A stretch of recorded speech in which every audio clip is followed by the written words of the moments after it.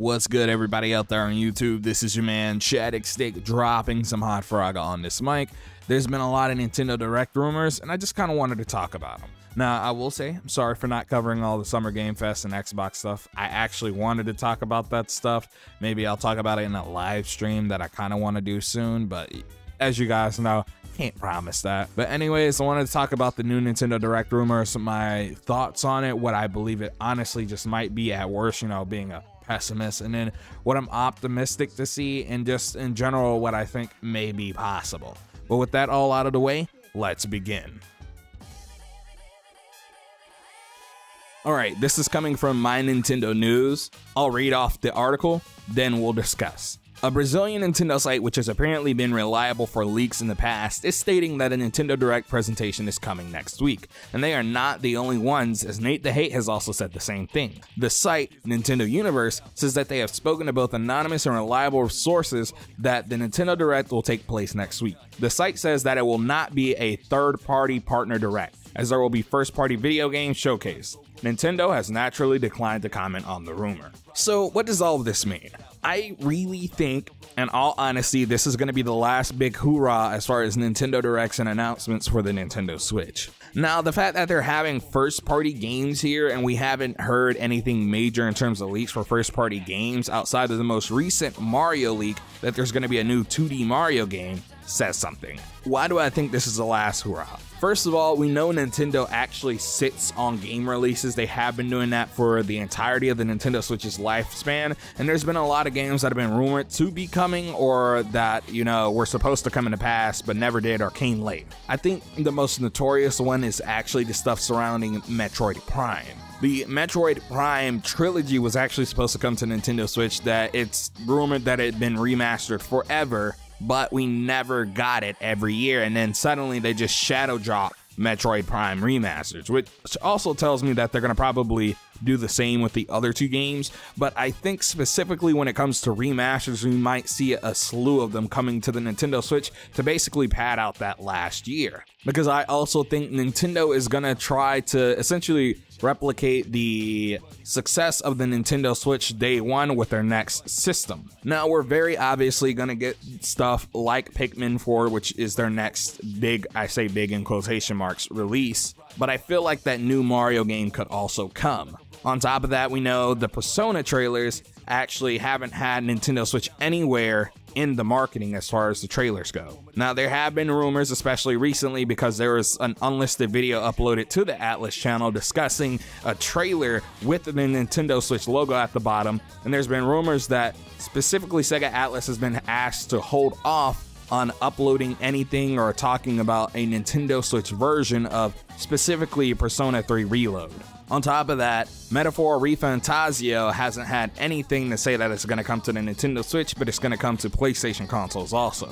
And considering how well JRPGs do on the Nintendo Switch, and with the success that JRPGs see on the Nintendo Switch, I wouldn't be surprised that Nintendo told Sega Atlas to basically hold off on releasing any trailers or promotional footage, because I feel like it coming from Nintendo directly would actually help the game do a lot better. But there's also the pessimist to me. While many people say they're going to be first and third party games, I feel like at worst this Direct is just going to be essentially a Pikmin 4 Direct. And my hatred for Pikmin is already high, so if it becomes a Pikmin 4 Direct, I just think the series will be worth nothing to me at that point. Jokes aside, I really do think that we need to hold our expectations back. While hearing all this stuff sounds cool, we have nothing confirmed, and the rumors are starting, but there's nothing solid or concrete or consistent about any of them outside of there being first and second or first and third party games. Overall, I would like to see some stellar stuff from this Direct. Specifically, I would like to see Wind Waker HD and Twilight Princess HD come to the Nintendo Switch.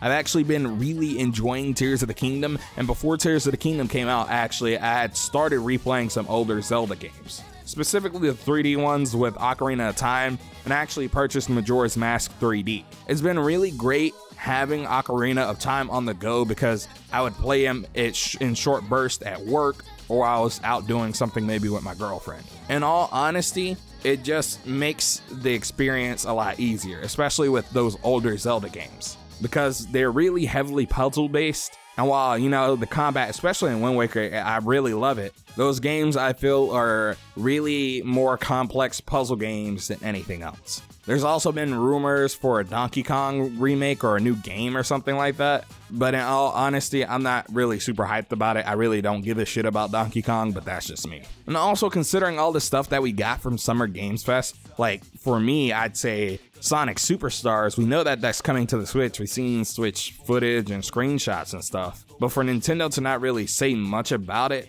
considering the Sonic games have been selling the best on Nintendo's platform this generation, is kind of weird. I believe they uploaded the trailer to their YouTube channel, but that's really it. So I really do think that we could be getting a Nintendo Direct. Is it something substantial? Is it something really on the weaker side? I don't know. But I feel like if Nintendo wants the momentum of the Nintendo Switch to carry, especially into the holiday season, that they probably should announce some games at least up until early 2024. Microsoft has done this with Xbox. I think the last presentation for Xbox was pretty solid. It was a pretty solid B. I actually asked you guys on the channel how y'all felt, and y'all told me that it was probably a solid B to C all around, which I think it was. It was basically a better version of that Sony showcase, and I really do think Microsoft set themselves up well. And I think Nintendo kind of needs to do the same thing. One thing I think Nintendo and Microsoft need to really understand, and especially Nintendo, considering how old of a company they are,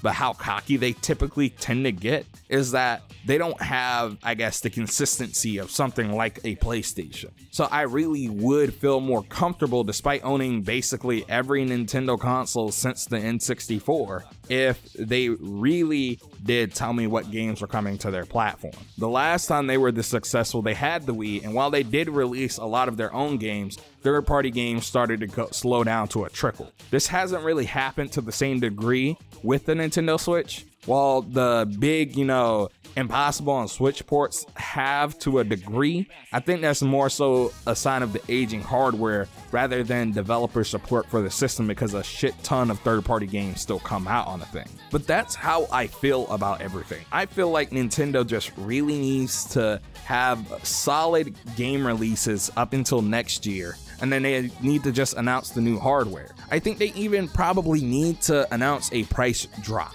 I think that would be, not a sign of comfort necessarily, but a sign that they're about to start moving on to the next generation. While the Switch OLED may be worth it for its OLED screen, I'd really like to buy one, but I can't justify it because it's $350. It's too close to the price of an Xbox Series S, which at worst is $350 itself.